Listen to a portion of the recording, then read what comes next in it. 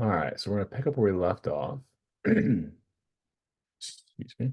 So we're talking about the normal distribution, standard normal distribution. What happens, right? If we have the standard normal distribution, we said we could look up different z values in that z table or use that built-in function in Excel and figure out what the cumulative density was or the cumulative probability of seeing that z value, something that many standard deviations away from the mean or anything below it. But what if the variable we start out with is not standard normally distributed? Well, we can't use the z-tables, right? So if I had a setup where I'm looking at just some random variable x that's normally distributed, not standard normal, just normally distributed, and I want to know what's the probability this variable takes on a value in between, say, a and b. Excuse me. So the steps for this are going to be I first, excuse me, transform these x values, a and b, whatever those cutoffs are. I transform them into z values. How do I do that? Well, remember, how do we create a z-score? We take the value we're interested in, subtract the mean, divide by the standard deviation. So I'll take the value of a, turn it into a z-score, value of b, turn it into a z-score. I then think about, okay, what region am I looking for? The area in between a and b, or in between the z-score for a and the z-score for b. Look up the relevant, kind of z values, find the relevant probabilities in that z table or using Excel, and then transform. When I have a fourth step here, I can use that table to find the probability of being below this z value. Oops, sorry. I can use it to find the probability of being below this z value, but I want the area in between. I'll subtract the smaller one from the large one. That's kind of like my final step. Might have some transformation. And we'll see what this looks like in different examples as well. So here's a variable. I chose some easy numbers just to kind of quickly point out we can do the calculation for the z-score. But if we just think about what z-scores represent, if I start out with this normally distributed variable, x, has a mean of 5 and a variance of 25. So if it has a variance of 25, the standard deviation is just the square root of that. So the square root of 25 is 5. If I think about being in between these two values, 10 and 15, how far away is 10 from my mean of 5? It's 5 away. My standard deviation is 5, and I'm 5 away. I am 1 standard deviation above that mean. What if I look at 15? How far away from the mean is it? 10. Well, if my standard deviation is 5, how many standard deviations is being 10 away? 2 standard deviations. So what I really want is not just the probability of being that x is in between 10 and 15, but I could think about this as, well, I'll write this out because I don't think I have in the slides. I can really think about it as wanting the probability that x is in between a and b. I can kind of transform that to be, it's really the probability that the z value is in between the z values associated with those two values, a and b for x. Okay. Oh, maybe it's a little bit darker. There we go. Okay. So returning to our example, I said intuitively it's kind of easy to see that z value would be 1 and 2 there. I can go ahead and plug those values into my z-score equation, and sure enough, I find that I'm, 10 is a z-score of 1, 15 with a z-score of 2. Okay. So what region am I looking for? The area in between. I've got to kind of finish out these steps. So what region am I looking for? We're going to kind of have to draw this out. Right? I want the probability in between that z value of 1 and 2.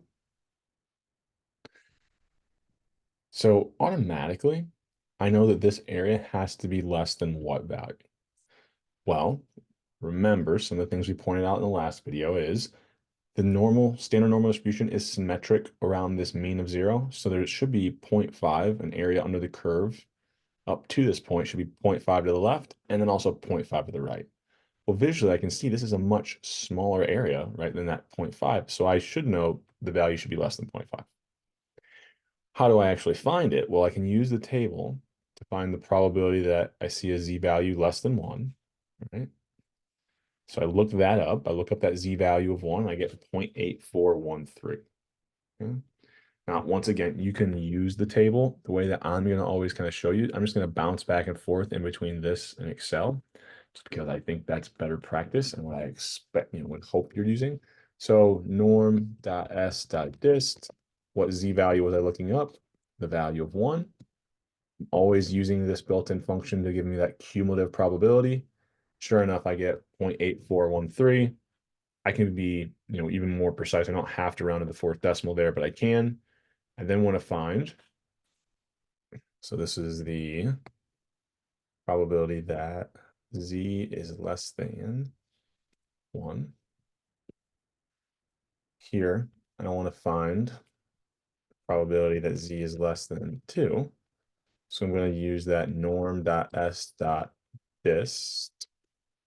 I'm going to tell it the value of 2, comma 1, make it cumulative, hit enter, right?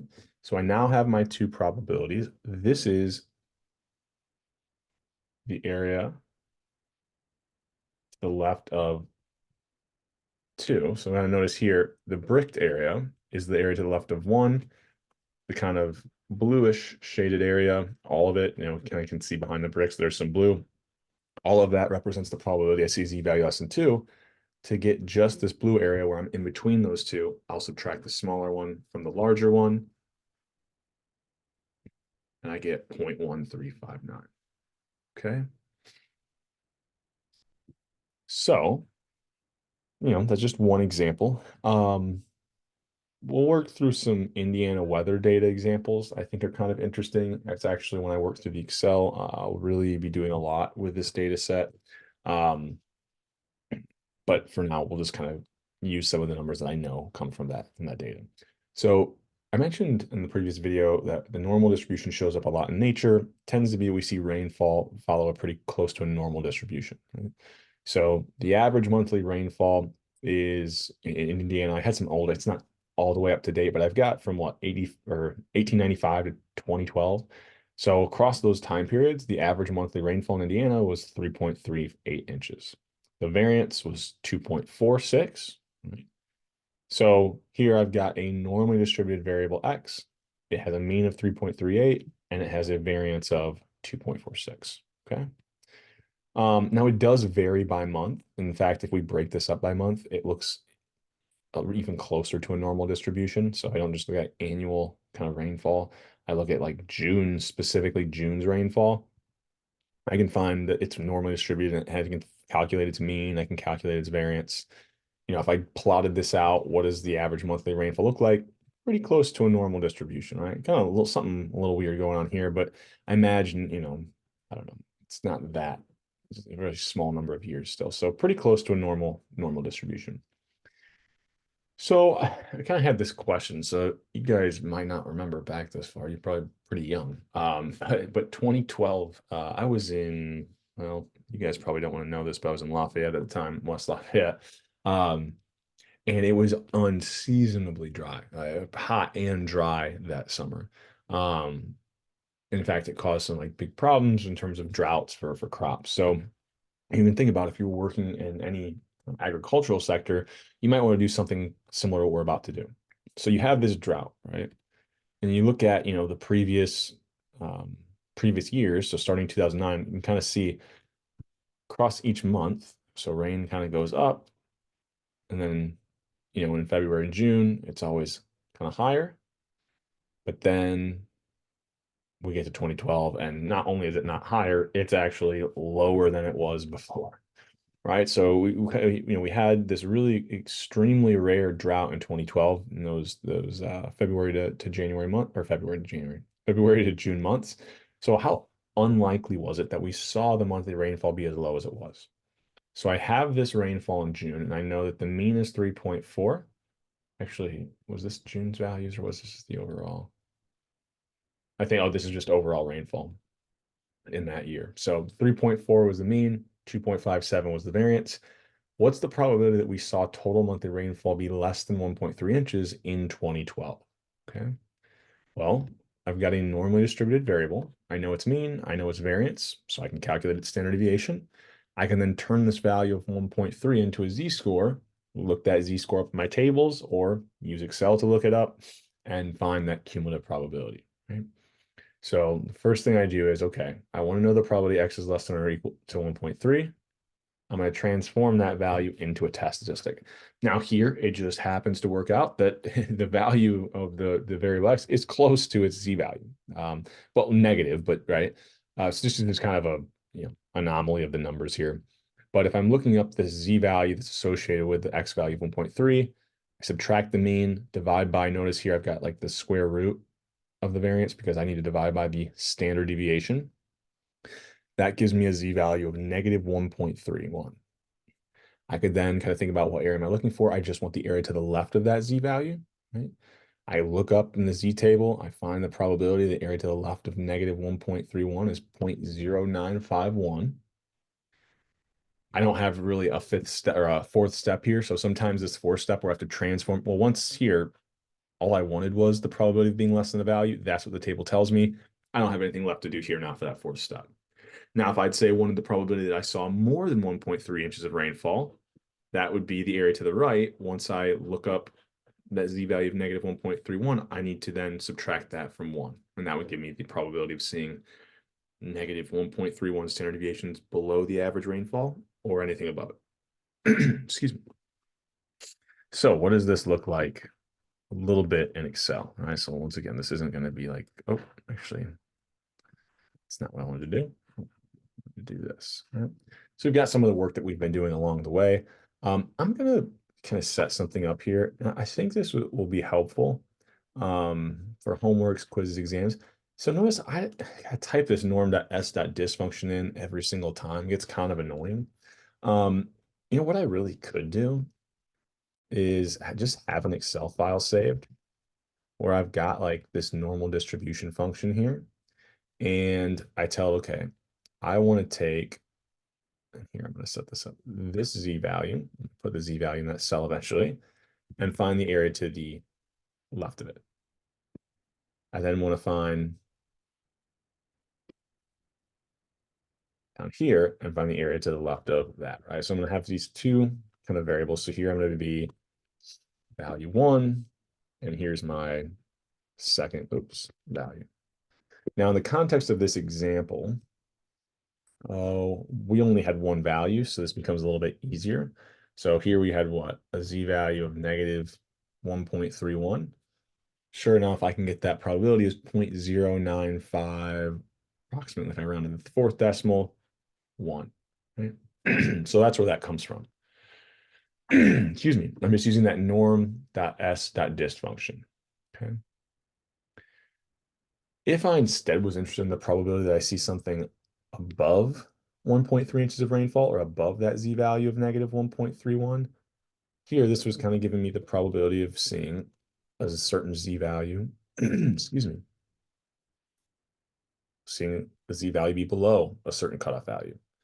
Here was the probability that I see the z-score be above the z-value, would just be 1 minus that, right? So I can kind of set this up. And then if I had a different example, let's say I find, instead of 1.3 inches of rainfall, maybe I looked at 1 inch of rainfall and it has a z-score of negative 1.78. Now my kind of formulas will automatically update to be whatever this problem, whatever the value is from the problem I'm looking at. Okay. And we'll save this one here for a second because I'm going to also maybe look at examples where I've got two values, right? I'm going to know the probability in between two different values. Okay. All right.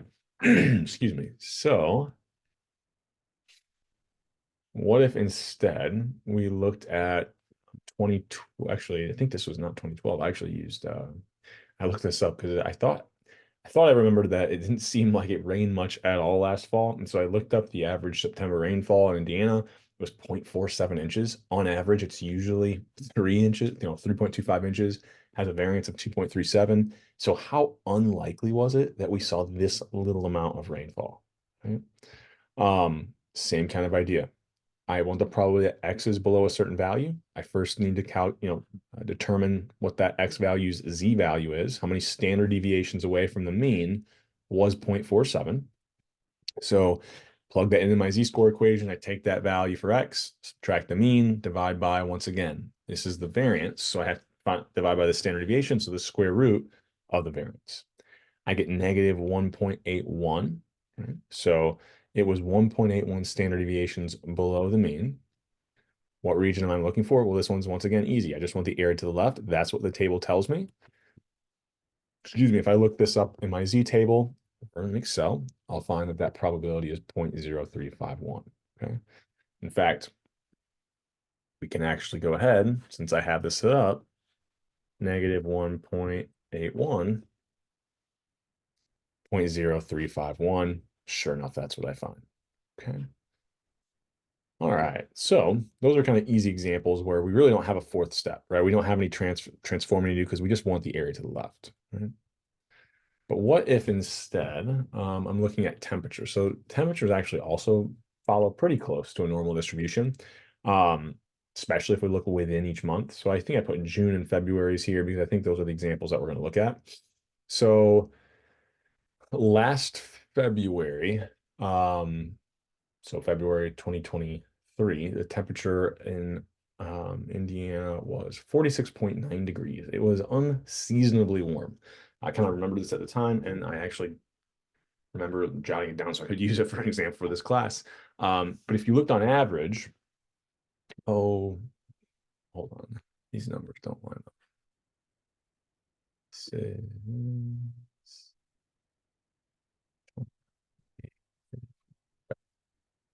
forgot to update these. So let me see here. I'm looking at February. So this is 0.8 and then the variance. So these were the right numbers. I change things and sometimes miss it. So there we go. So I've got this mean of 29.8, variance of 34.3. Oh, come on. Okay. I'm going to edit this all out. Jesus fucking Christ. So last February, using this idea that temperature, especially within a month, is normally distributed, I remember it being unseasonably warm. So I actually looked up at the end of the month and like wrote down what the average temperature was, and it was 46.9 from this past February. I looked at the kind of data, the Indiana weather data, and looked at historically the mean for February temperature was 29.8, the variance was 34.3. So I'm quite a bit, it looks like I'm pretty far above that mean. Now the standard deviation is a little bit bigger here than when we're looking at like rainfall. But I could find this probability. What's the probability that I actually saw the temperature be as warm as it was, or even warmer, right? Or greater than 46.9. So my first step, turn this into a z-score. So I take that value of 46.9, subtract the mean, divide by my standard deviation. Once again, take the x value, subtract the mean. Now, when I divide by the standard deviation here, if I only have the variance, I need to divide by the square root of the variance. So I now have a z value of 2.89. The probability that I see that z value or anything above that, right? Because originally what I wanted was, what's the probability I see 46.9 or anything above that? Well, I can go to Excel here. I turn this into a no, I forgot what it was, a z value of 2.89. The probability I saw 2.89, something 2.89 standard deviations above the mean or anything below it is 0.998. Remember, I wanted to know, what's the probability I saw something that far away or even further, right? Or even farther, so greater than 2.89. That's where I then had to take the area to the left of 2.89, subtract it from 1, and I get 0.0019, right? Or said differently, this is a decimal, right? We've got a probability. In percentages, this would mean move the decimal 2 places. There was a 0.19% chance that it was as warm as it was this past February or even warmer. So you can do this with really any normally distributed variable. I don't know. This one's kind of interesting and fun. I think I've got a couple other examples here. Yeah, so we'll get some more practice here. So I think this will be good. All right. So let's say I've got another stupid example of using this old movie, Mr. Nanny. If you haven't watched it, it's one of the great like Hulk Hogan terrible movies. But let's say for whatever reason they were going to make a second one. You're thinking about a movie theater and they're worried about the demand for popcorn, people coming in to watch this movie. It's a bunch of old people watching this movie, so they're actually gonna go to the theater. And they know that on average, in the past, demand for popcorn is normally distributed around the mean of 50 and a variance of 100. So I'm gonna make these numbers make life a little bit easier, because if I know the variance is 100, well, what's the standard deviation? Square root of the variance, square root of 100 is 10. So what's the probability that they make 60 pounds, they will not have made enough, right? Or said differently, what's the probability that the demand is greater than 60? Right? So what are we looking for there? Kind of set this up. So I've got this demand for popcorn is my original variable X. It's normally distributed. I think I said the mean was 50 and the variance is 100, or we said a standard deviation, which is just the square root of the variance, would be 10. I said, okay, what's the probability that demand is 60 pounds or even more? So here's the value I'm interested in. What I'm then going to do, make sure I get all this on. There we go. I'm going to turn this into, and my drawing is not perfect. This should split it in half, but I try to stack these, right? That z-score for the mean should be 0. I automatically see, oh, I saw something that's above the mean. I know the z-score is going to be positive. If I actually calculate my z-value, I take the value X I'm interested in, subtract that mean, divide by my standard deviation. I get a z-value of +1, right? If I look that up in the table or use that norm.s.dist function, plug in 1, I think we actually looked at maybe one of these in either the last video or earlier in this video. So I can go ahead and do that.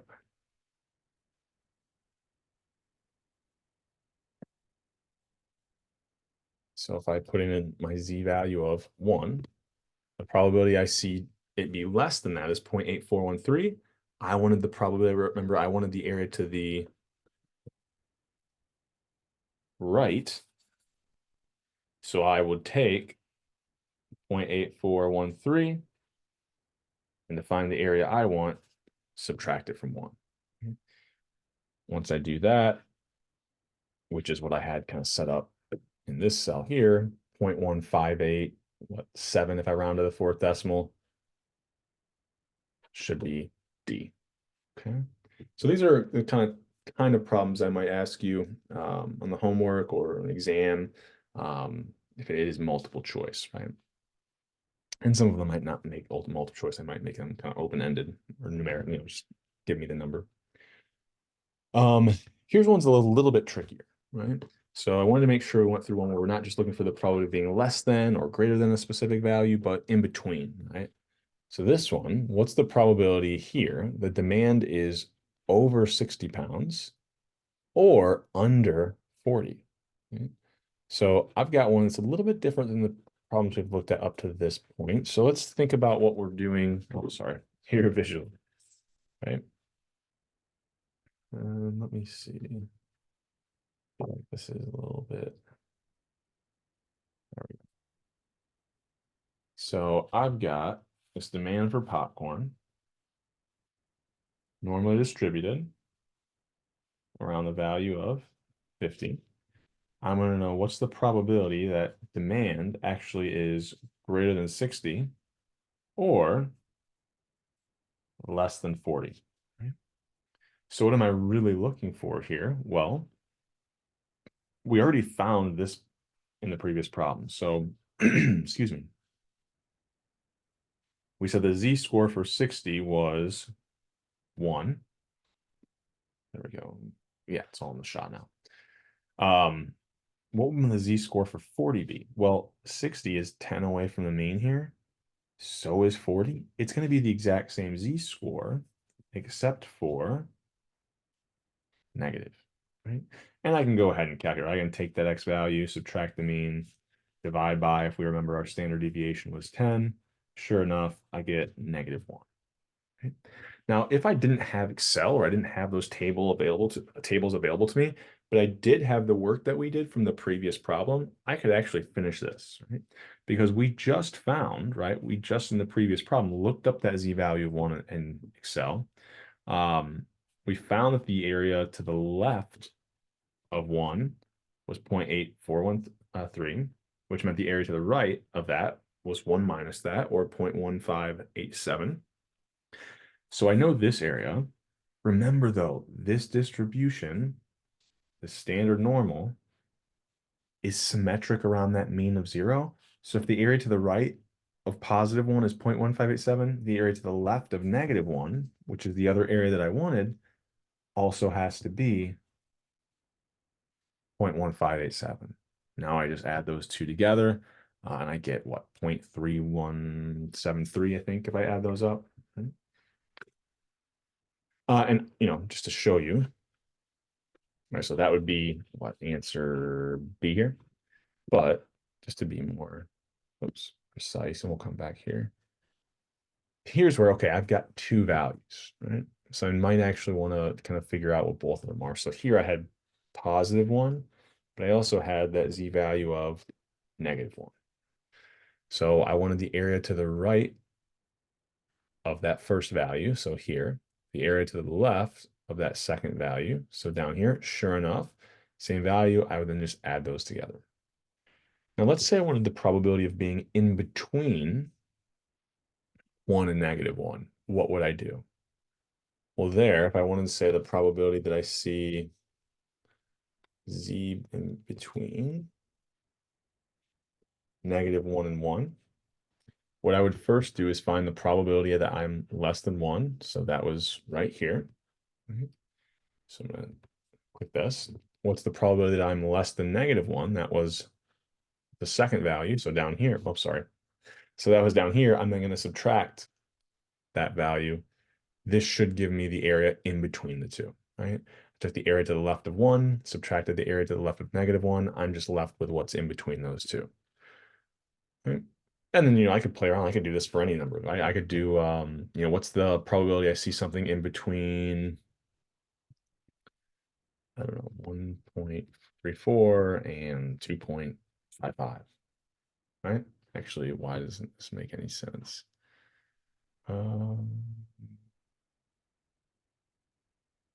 Oh, because I made my second value smaller. So the way I had this set up, right, I really should have been doing this minus this. The previous problem worked, right? So I had 0.0847. Okay. Taking the area to the left of the larger value. I think before I had, the larger value was on top versus on bottom. So the order matter there. But I could play around with this for any two values. Now, one thing that's kind of interesting is, let's say I want to go in between one standard deviation above and below. Notice what's the probability, or what's the probability in between one standard deviation above and below the mean? It's that 68.3% I mentioned earlier. What if I want to go 2 standard deviations above and below the mean? Well, the probability I'm somewhere between 2 standard deviations is 95%. Well, what if I want to go 3? Right? Sure enough, I get that 99.7. So that those empirical rules kind of that I was telling, or empirical rules, but yeah, that I was telling you in the previous video, this is where they come from.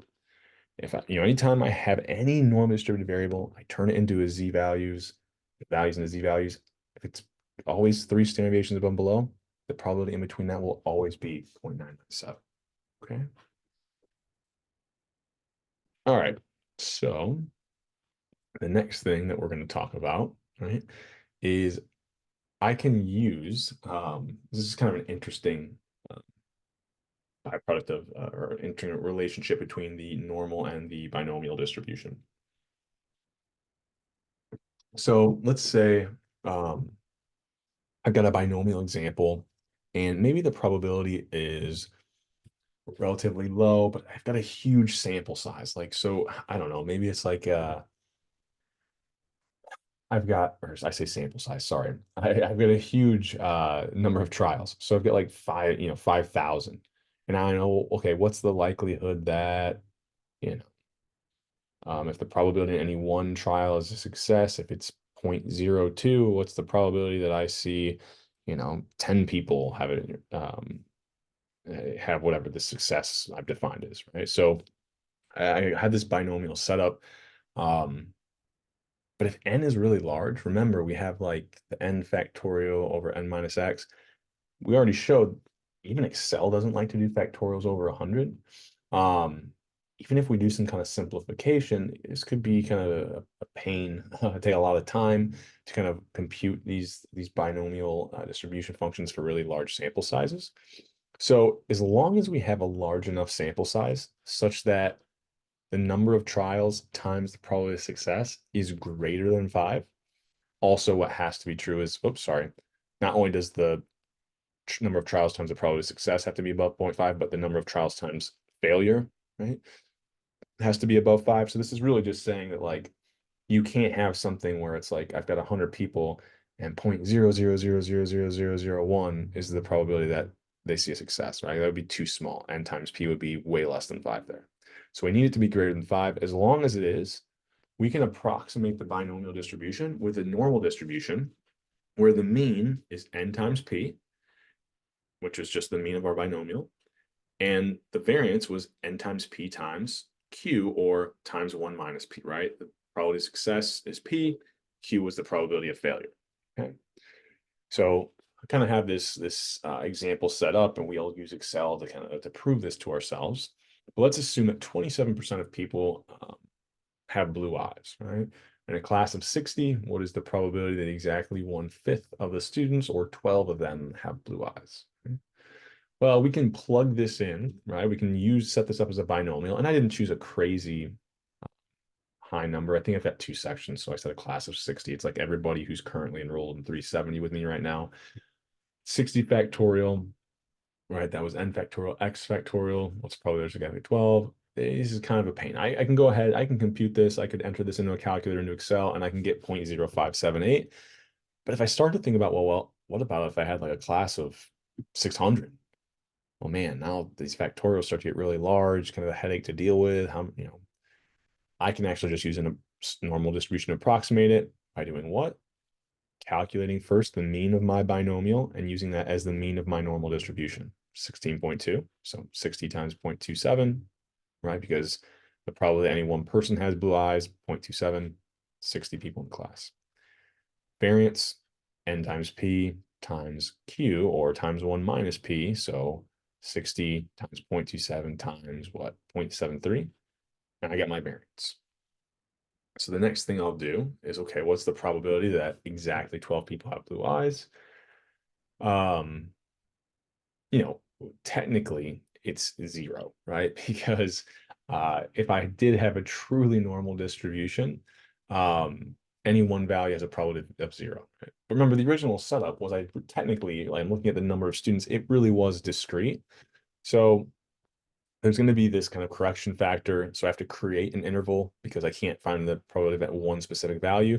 So what I'll do is I'll go 0.5 to the left of my value, 0.5 to the right of my x value, and use that interval of 1, right? 0.5 on the other side. I'll use that as finding the probability of 12. So for 12, it would be what? Taking, oh, did I write it out? No. So for 12, it would be taking what? 11.5 to 12.5. What's the probability I'm in between those two values from a normal distribution? Okay. So I've got this set up now. If I want to find the probability 12 people have blue eyes, I'm actually looking for, from the normal distribution, the probability that this variable x takes on between 11.5 and 12.5. I've got my mean, I've got my variance. It's just a matter of kind of figuring out, okay, what's the probability I'm below 12.5 minus the probability I'm below 11.5. I've got to turn those into z values. So I just plug all those values in, right? Here's 11.5 minus, minus the mean divided by, well, here's the variance. So the standard deviation is the square root of that. And I get that, what's the probability it's in between 1.36 standard deviations below and 1.07 standard deviations below. Okay. So I've got my two z values. I can go ahead, how do I find the problem in between them? Take the probability that I'm less than the larger value, subtract the probability I'm less than the second, or so the lower value. I get 0.0551, which was pretty close, right? So if I go back to the binomial, 0.0578, when I use this kind of continuity correction factor and use the standard, or sorry, the normal distribution to kind of approximate this, I get something that's out, it's only off at the third decimal, right? And not off by very much, right? So just to kind of show the work here, how we would do this in Excel. So here I wanted the probability that I'm in between 11.5 and 12.5. So we said, okay, I can think of that as the probability I'm in between, and I figured the z-value is now here. So let me cheat. I don't want to cheat, but there we go. So negative 1.3667, 67, and negative 1.0759. So kind of similar to what we had before, I could kind of plug my values in here. Or I could just type it all really in one line. So I want the probability. So norm.s, gosh, I'm going to type norm.s.dist of what, negative 1.0759, right? Make it cumulative. So this is kind of telling me I'm looking for the area to the left of this z-value.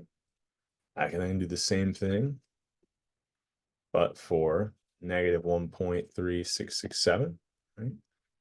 Comma 1.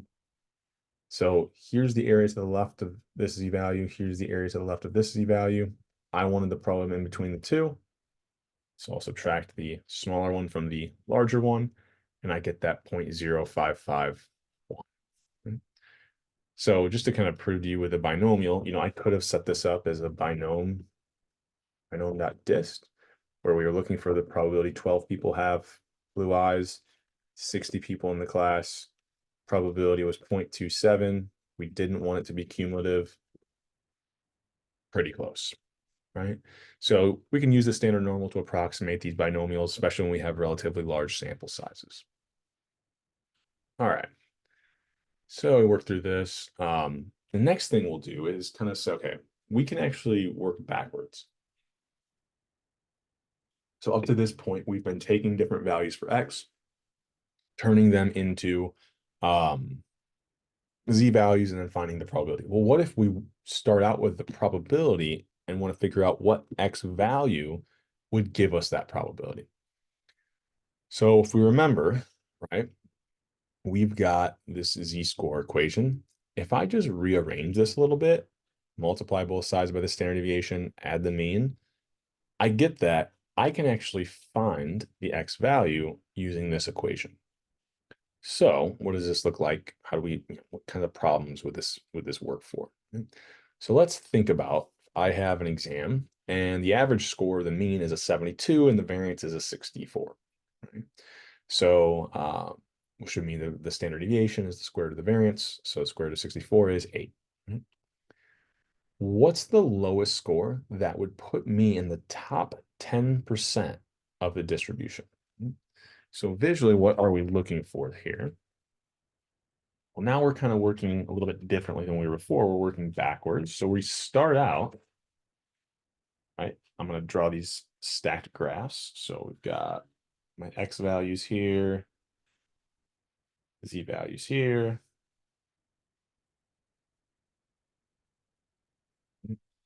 So here's my normally distributed variable, which was my test scores. Here's the z values associated with different test scores. So we said what the mean is 72. Standard deviation was 8. Well, what test score would put me at the very edge or right at the start of that top 10%?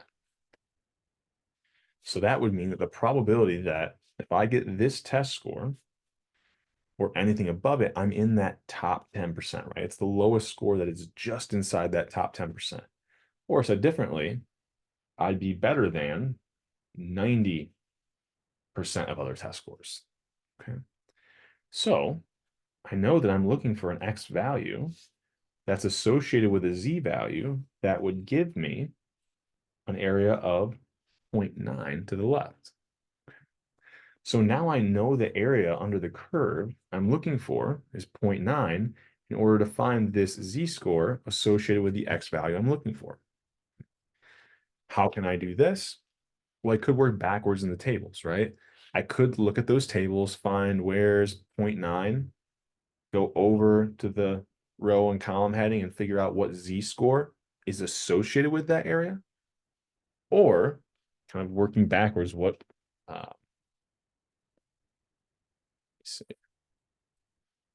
can we do in Excel to find this?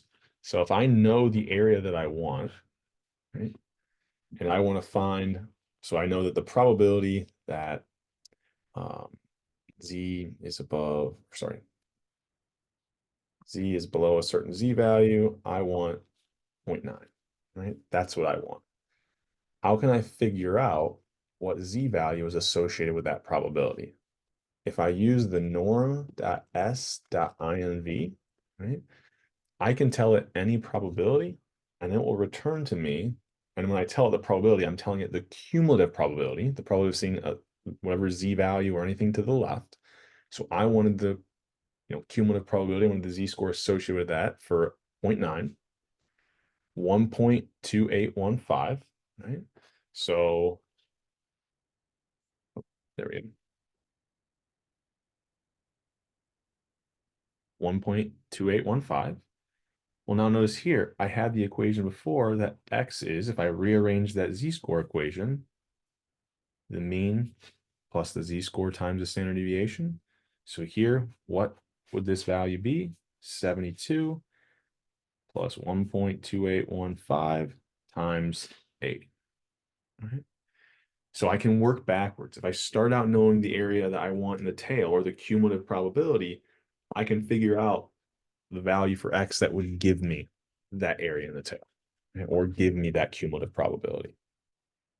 So if I go ahead and do that,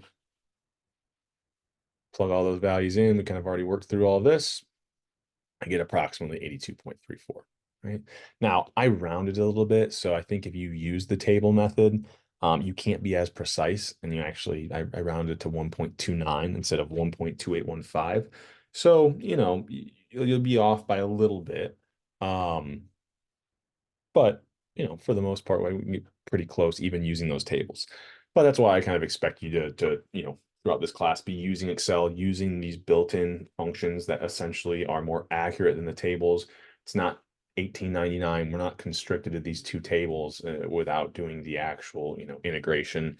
We can have Excel do that for us. Okay. All right. So just another example to kind of work through. What's the lowest score that would be in the bottom 40%, right? Or, yeah, wait. English is hard sometimes. So I actually want the highest score that's in the bottom 40%, right? And what's that cutoff for 40th percentile or the 40%? So once again, I know the area that I want is 0.4. How do I find the z-score that's associated with that? Right? So just to be real complete, give you a nice drawing here. I'm looking for a specific x value such that it's the cutoff for the 40%, or this x value is above 40% of the other test scores.